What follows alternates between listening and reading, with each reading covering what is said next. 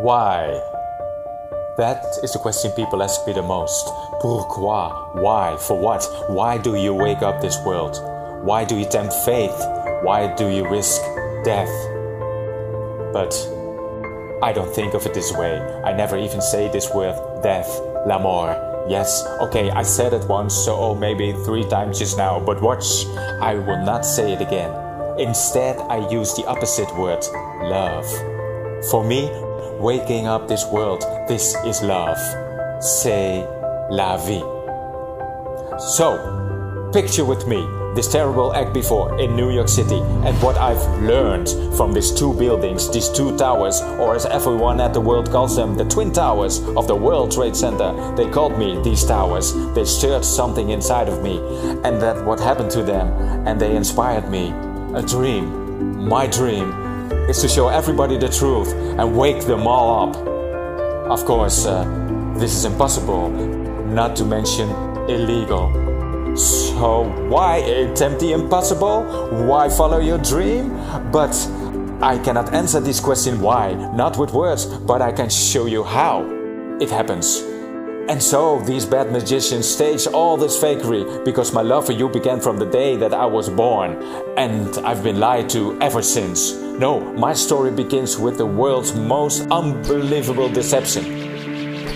The spinning ball. Everybody has the exact same response. We all have the same response. This is crazy. This is stupid. This is absurd. Why are you even thinking? What, you've lost your mind? We all have the same initial response. But for those who actually take one day to try to research this stuff for themselves, at the very least, they become hooked and have to spend another day and another day. And the more you spend looking into it, the more you're going, I don't know what to believe. You know, belief doesn't equate to truth. You know, you can believe whatever you want to believe. I want to prove it. In my efforts to try to prove the globe, it's falling apart with horizon tests and seeing things that we shouldn't be able to see. If the ball is real, the math shows that, you know, with the curvature, there are things we should not be able to see, and yet people are seeing it. So that has me really questioning the globe, and I don't question the math because that math came from globalists. It came from people who believe the globe. So it's not math conjured up by flat earthers. And the best example for that really proved that to me was when I was in Malibu a few months ago, talking with another writer who's partnered with me for my Seed the series that we're working on, and he says, you know, I've been following your flat Earth stuff, and I got to tell you, I'm really interested. He said, because I grew up on Ventura. I used to be a lifeguard on Ventura Beach, and on a good day, on a clear day, we could look out and see the Anacapa Arch. Well, the Anacapa Arch is almost 20 miles away, and it's only 40 feet high. So the math says that if we're on a ball, 25,000 mile circumference ball, that the top of that 40-foot island arch should be over 200 feet below our ability to see it on the other side of the curve. I said, look, I know I've heard these stories and I've seen, you know, the Chicago thing and all that Chicago skyline from the other side of Lake Michigan. I've seen the math that people are using. I'm not mathematically inclined, so I need help. Do you understand this math, or do you know somebody that can confirm this math? He goes, yeah, as a matter of fact, I got a good friend of mine who's a professor at the university. He's a math professor. I said, great. Pose it to him as a word problem and see what he says. Don't tell him anything about why we're looking into this or why we want to know. Just give it a word problem. He said, okay. So he goes to the guy. He says, you know, we're on a globe that's 25,000 miles circumference, right? Yeah. What's the math? Like, you know, how would we calculate for the curvature? Let's say if there's an object 40 feet tall and 20 miles away, how far below the curvature should that object be, the top of it? So the guy said, oh, that's easy. He did the math, did it all up on the board, and it came out to, you know, over 200 feet. And so he shows it to my friend. My friend says, so you're saying that math proves that we should not be, because of the curvature of the Earth, we should not be able to see an object 40 feet tall, 20 miles away. Should be over 200 feet below my ability to see it. That's correct. My friend turns to his friend and says, well, the problem is we've all seen it. And the guy goes, what are you talking about? He goes, the Anacapa Arch. And all of a sudden, this math professor who just did the equation on the board is having the Flintstone sound effect go off in his head, you know, as the gerbil jumps off the wheel in his head. As he turns around, looks at the board, and he's like, we shouldn't be able to see that. So, you know, that's what confirmed the math for me, because I'm not mathematically inclined enough to figure it out, so I can't confirm it for myself. So here's a math professor who did the math, and he used the same equation to came up with the same result and acknowledged that we shouldn't be able to see what everybody has seen. So, you know, that's the kind of thing. I mean, none of us are likely to get up above, and you're going to have to get up above 73 miles. I've seen the hot air balloon, weather balloon stuff, that when they don't use a fisheye lens, you know, a fisheye lens is going to morph everything, and you know it because you can see when the balloon's taking off, you know, they're 20 feet over the car, and the horizon looks like this. You know, that's smaller than the moon. You know, and then when it starts going up, the horizon starts morphing. You know, we're in the incredible morphing Earth. But when the horizon goes across the center of the lens, that's where it's going to be the most accurate representation of what the camera is actually seeing, without the lens distortion. And I've seen plenty of stuff at between 100,000 and 130,000 feet that's flat as a pancake. But I've also seen rocket footage, one from the 1950s that was 65 miles up.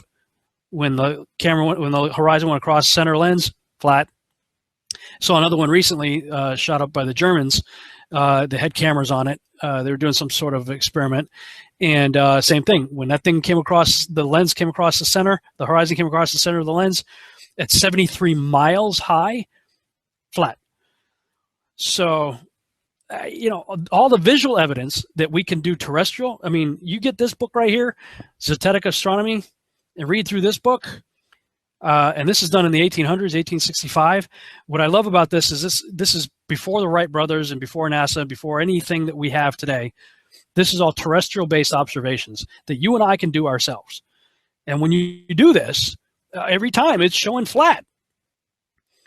And when I read of numerous accounts that this guy documents and footnotes and everything, I haven't gone and personally dug up the archives, and I haven't had time to do anything like that.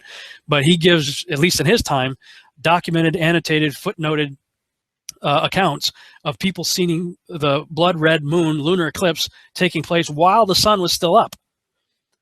Well, I mean, the model that we're all told is the only way that works is if the Earth is here and the sun is here and the moon is here and the cone-shaped, you know, umbra shadow of the Earth, that's the only way you get the blood moon, is over here. But yet, if the moon's turning into an eclipse and the sun's still up and you're on the Earth and you can see both, something else must be causing the eclipse. So, and then when I looked at that, I saw that many ancient cultures believed that there were other dark orbs or dark objects or, you know, invisible objects that were also part of our system. And the Hindu version of it was particularly interesting to me. Rahu and Ketu were the two entities that they named as the ones that basically were responsible for, they were decapitated heads, interesting, I used that earlier, that would try to swallow up the moon. But because it's a decapitated head, when this spherical moon object came up on the moon, you know, that's the illusion that we see of it turning red, and the moon just kind of goes out the neck of the decapitated head. That's, you know, this is, the mythology develops because the people had a certain mindset and they were trying to explain things. This shows that the Hindus had the same mindset of an enclosed world within which the sun and moon were inside a dome, and they were trying to understand, well, what is that thing covering up the moon? And what is that covering up the sun? And I still think the moon is responsible for the solar eclipse, the moon coming in conjunction with the sun. But as far as the lunar eclipse, it can't be the way we're told in modern science if it's happening while the sun is still up. So I tend to believe, I mean, hey, why not? In heliocentric, spinning globe, monkey man science, they're all talking about dark matter anyway. So dark matter is like the buzzword phrase these days. And you got others talking about Nibiru and Planet X as a dark planet, supposedly going through our solar system. So why not? You know, if you can embrace that in the spinning heliocentric globe model, why can't you accept it in the possible, you know, enclosed world model? I'm looking at all the possibilities, looking at the available evidence and trying to weigh it with reality and see what makes the most sense. But when it comes to this issue, I do think it's critically important because it affects everything. If this is the great deception, I don't know what, I mean, if it turns out to be true that we're in an enclosed flat circular Earth set on pillars within which the sun, moon, and stars are placed, then we're in the great deception right now, because there are vast amounts of Christians, including Kent Hovind, Brother Hovind, and others, that are dogmatically against what I believe the scripture tells you point blank, and from a literal interpretation, that they're against it. And they're embracing evidence that is coming from primarily NASA, the government, and the military. Three organizations that have proven to be completely untrustworthy on numerous counts. If we were to put them on trial, you know, they would all be guilty of being pathological liars. And I would say also Luciferians in many ways, because of all the secret societies that our presidents have been involved with. And, you know, why does our astronauts have to be Freemasons, you know, stuff like that. All right. Do you see Photoshop? Yes. Yeah. Okay. And if those of you think this technical difficulty was planned and think I'm scamming you, go do it for yourself, because you're going to find the exact same thing. I got nothing to hide here. This is live on the air. Okay. I'm going to zoom in on the Earth in Photoshop. Can you see the Earth? Yep. Okay, I'm going to go to Image, Adjust, Levels, and I'm going to bring the levels over here. And I'm going to bring the levels up. Uh-oh. What is that? Oh, wow. Yeah, wow. Why is there a square box around the Earth allegedly taken from the scientists on the moon in Apollo 17? And people wonder why I don't trust NASA. That's why I don't trust NASA. I mean, they're always out there saying, you know, Rob, everybody's trying to show you stuff from space, and you keep rejecting it. This is why I reject it. These guys are liars. I mean, anybody who has Photoshop can just go to the NASA website, download the photo, do exactly what I did, see for yourself. Then you got other pictures like this, the blue marble, right, that come out. Okay, well, there's a big problem with the blue marble, and I'm going to zoom in here and show you what the problem is. These are all composite images where they are really not very good at Photoshop because they're using the Photoshop clone tool to replicate clouds. This cloud is a copy of this cloud. See the formations? They're identical. Identical formations, side by side. Wow. Right? These right here, side by side, side by side. See this kind of W-looking shape right here, replicated right here. This cloud is exactly the same as that cloud. You know, same clouds right there, and same thing on the other side of the world. They got the same thing going on. They got careless here. Look, 1, 2, 3, 4, 5 of the same formations replicated right there. These two replicated, same exact formations right here. This right here is clone of that right there. I mean, really?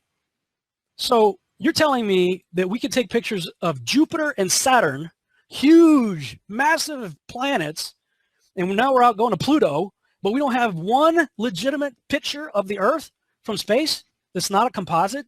Really? So I'm saying at this point, we need to be testing all things, test everything, because with this model, with the enclosed world model, evolution goes out the window.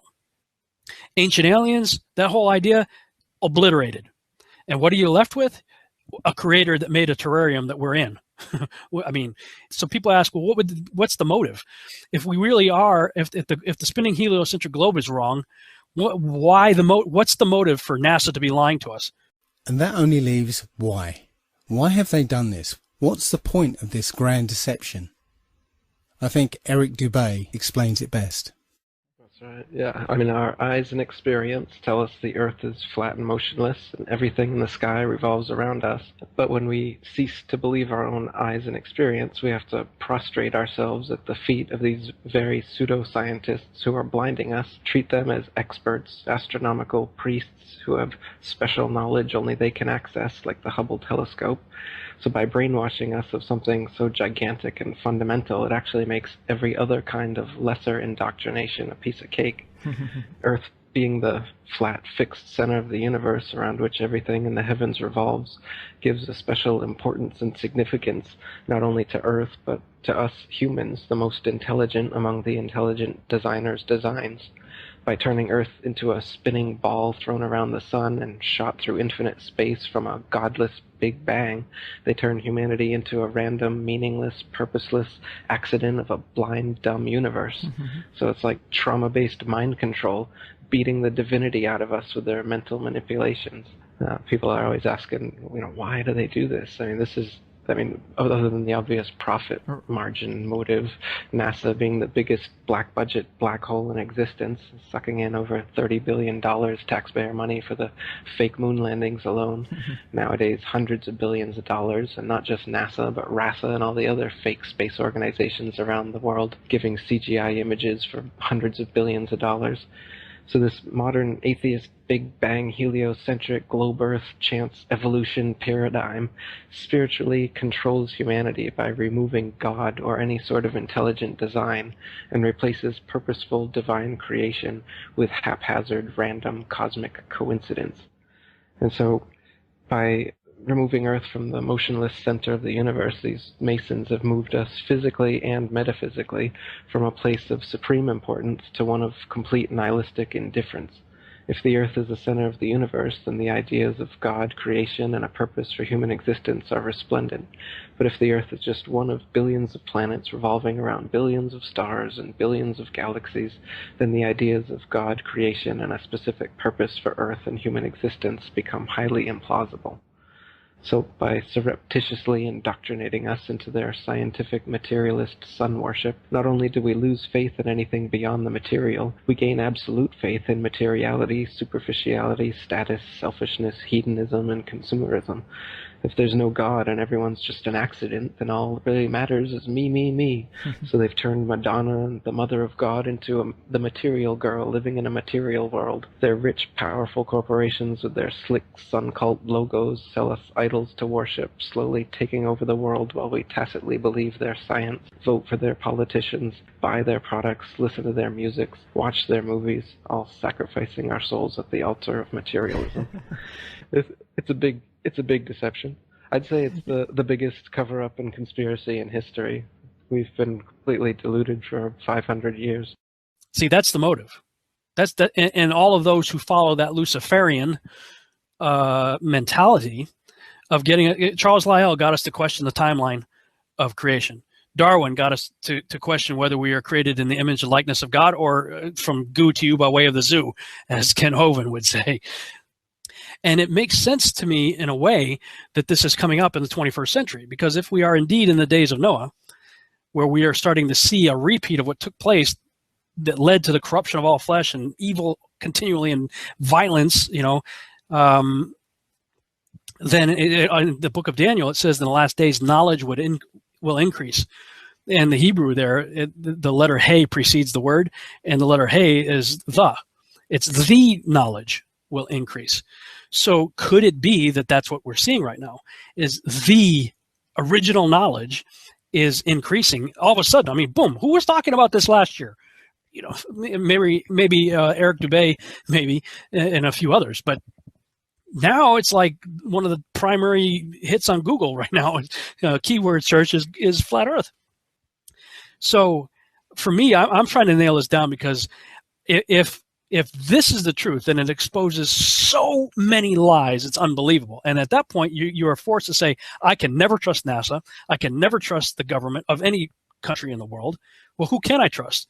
Well, the only one I can trust then is the one that proved this model is true and that model is false, and that would be the creator of this terrarium.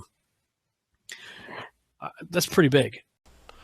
For the first 4,000 years of our civilization, we believe that the Earth was a flattish disk surrounded by a solid dome barrier called the firmament. All of the 5 major religions had their own version of this, and the churches enforced the belief. Then, around 1514, a man named Copernicus created a new model of the world. He stated that if the Earth was spinning around 1,100 miles an hour and circling the sun at 60,000 miles an hour, the world was then round. The religions, seeing that this globe model was gaining popularity, feared a loss in the fan base, so they all adapted their religion to include the globe model. From their point of view, it was a small change from a circular to a globe world, and really, in a few generations, who would remember anyway?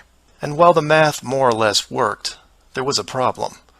It was 1500, and the technology to prove such a theory wasn't there. The first balloon to carry people wasn't invented until 1760. Sailboats were the only travel over water, and the fastest thing on land was a horse. But the new worldview was promoted and took hold. The religions adapted to handle the new reality, and life moved on. More importantly, the globe model was quickly introduced into the education systems. Over the next 500 years, the challenges to this model faded, to the point where the globe was accepted as universally as physical laws such as gravity. Read that again if you didn't absorb it. For 20 generations, people believed that the earth was round because there was a globe in every classroom they sat in. There was no proof. Hundreds of years went by, and still civilization had no way of proving the theory. Planes were invented around 1900, but until 1957, nothing could go high enough to give a true perspective of where we lived. And that's when everything got strange. The United States and Russia both sent up rockets high enough to take decent pictures, and what they saw scared them a great deal. How do we know they were extremely concerned about the sky? Because the US and Russia immediately started firing nuclear weapons straight up, and they kept firing for the next 4 years. A few things to keep in mind here. First, this was now 1958. Nuclear weapons were very expensive and hard to come by. These also weren't those nominal yield 20 kiloton toys we used on Hiroshima. This was high kiloton to low megaton, and we couldn't get them up fast enough. And the strangeness continued in other places. In 1959, only a year into the atmosphere bombardment, 10 nations, including the United States, made Antarctica off-limits to any colonization. A treaty was put in place, and to this day remains intact. Over 50 nations now have signed off on this treaty. Do you know any treaty that has lasted that long between all industrialized nations? Moreover, do you know any piece of real estate in the world that is owned by no one? You would think at the very least one of the large oil companies would use their huge financial resources to explore this region, and yet they don't even petition the idea. The short version of the discovery is this. By 1958, the military had discovered the very solid upper and outer edges of our world, and had to create a way to put up "Do Not Enter" signs without looking obvious. It was tricky, but if there is one thing I have learned about the authority, it's that nothing is left to chance. Most of the work had already been done for them, so their job was primarily in the details. The sky part of the dome was much higher than commercial air traffic, so the only thing they had to worry about there was the space program, which is immediately militarized. The outer border had the natural benefit of not only an extensive ocean, but a scaling decrease in temperature and a steady increase in iceberg frequency to discourage ships, all leading to a permanently frozen landmass that could not be used for any form of agriculture. This ocean and ice layout had worked well for thousands of years because the technology of the current civilization didn't evolve quickly. Sailors avoided cold weather seas whenever possible, and oxygen levels get low enough to harm people, even on high mountains. The brilliance of the design comes in the simple fact that human males are corrupted by power. Corruption so total, in fact, that they would rather hide the world itself rather than risk their power on it. You could theorize that kings and popes were told of the world a long time ago. Maybe an ancient scroll or book. Perhaps an interdimensional being told the tale of what the world looked like. But this was all but dismissed, because even the most powerful leaders of the day couldn't reach the borders. And if they couldn't, what chance did the general public have? It's one thing to be told of the giant impenetrable dome, but it's a whole different animal when you finally stand right next to it. Then the tough decisions have to be made. Do we keep the secret? And how far are we willing to go to keep the status quo? Once they decided to keep the secret, no expense was spared. The rapid progression of rocketry science had to be addressed quickly, and so the moon missions were created. Matt from the NASA channel was right in his thinking that you needed the moon mission event to stage a picture of the Earth from deep orbit, and that couldn't be more true. Establishing NASA as the frontrunner of space exploration also diverted people who would have otherwise created their own space companies for profit. The best engineers, technicians, and pilots were recruited to the NASA space program. Once there, they were compartmentalized on a need-to-know basis. The astronauts know of the deception and are sworn to secrecy under the penalty of whatever motivates them. Private space programs are discouraged, sabotaged, or absorbed into the NASA fold.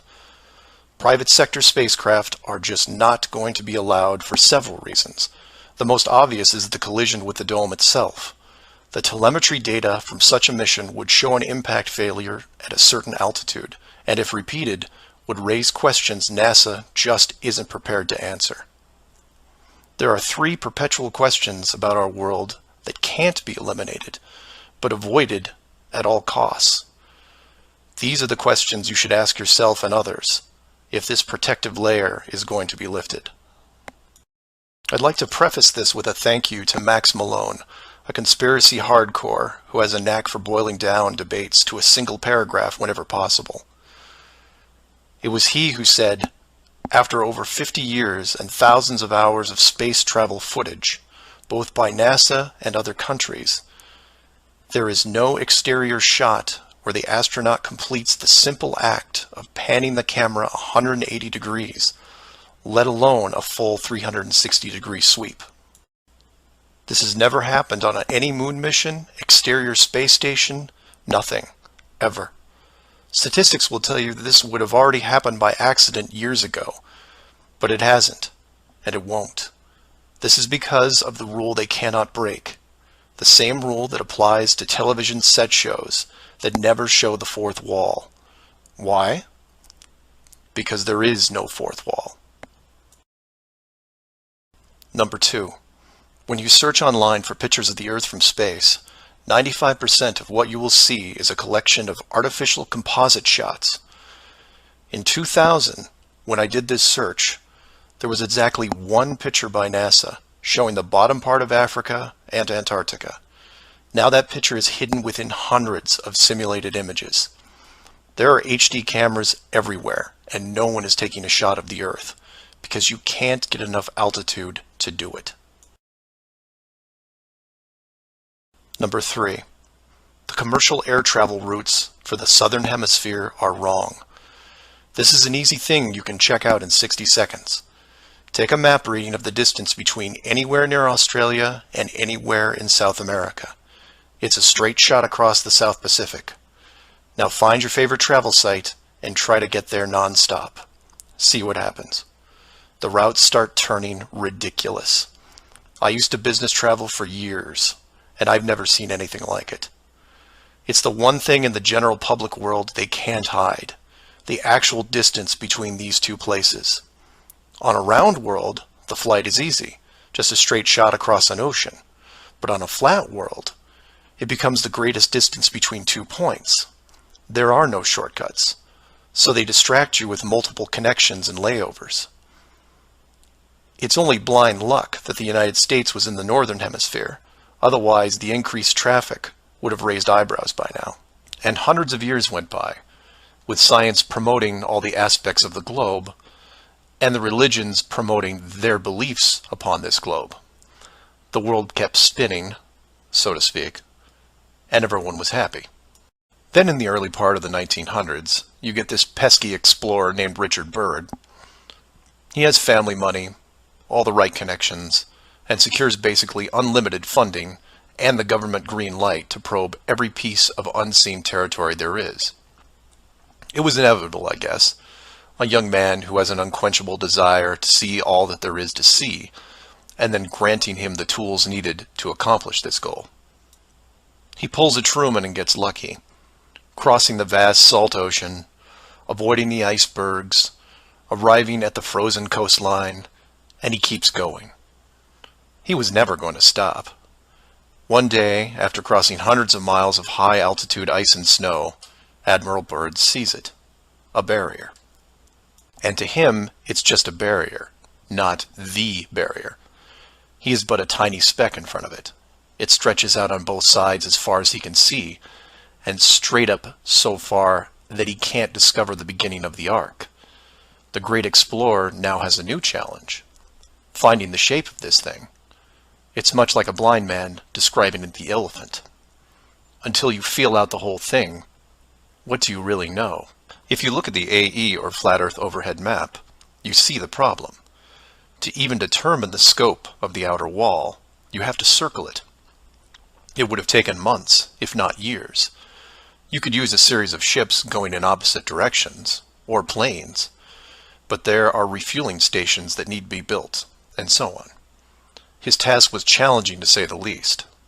Admiral Byrd kept laying the groundwork of the great discovery until his eventual death in 1957.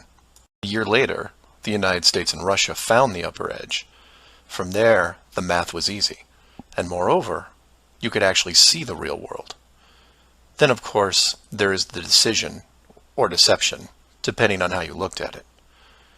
The authority made the call to hide the actual shape of where we live, then sealed off the outer edge from prying eyes, and created the space program not only to reinforce the globe model, but to control it. Can you see the miracles around you? Everything was created for our benefit. Microscopic organisms that engulf every living thing on the earth was created just for us.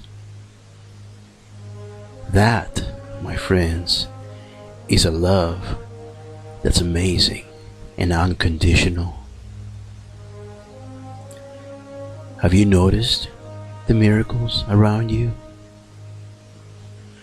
Our earth is not an accident. We are not an accident. Who are these people who have kept this from us?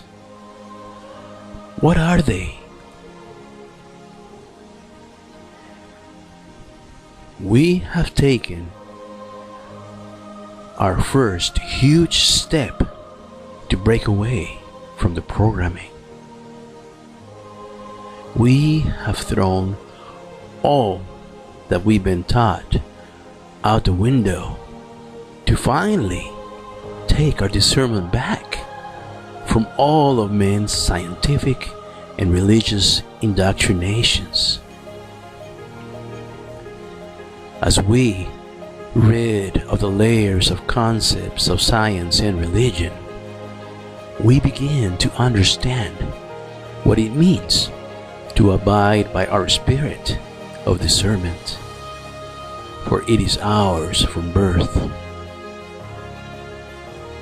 We know right from wrong. We know righteousness. We are beginning to peel layer after layer of worthless concepts of science and religion that have kept us blinded from the truth, to finally see glimmers of light. We are taking our blindfolds off and coming out of the darkness.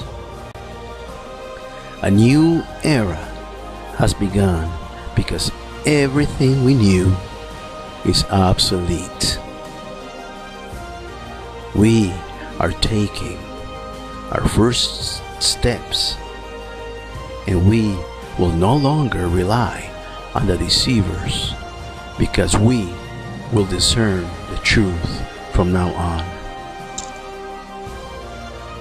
Can you see the miracles?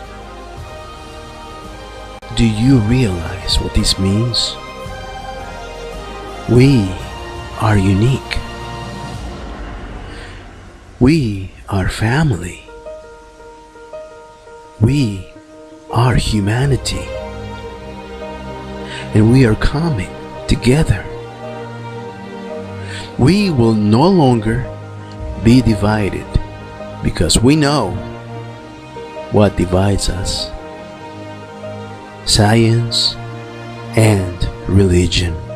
The age of deception is over.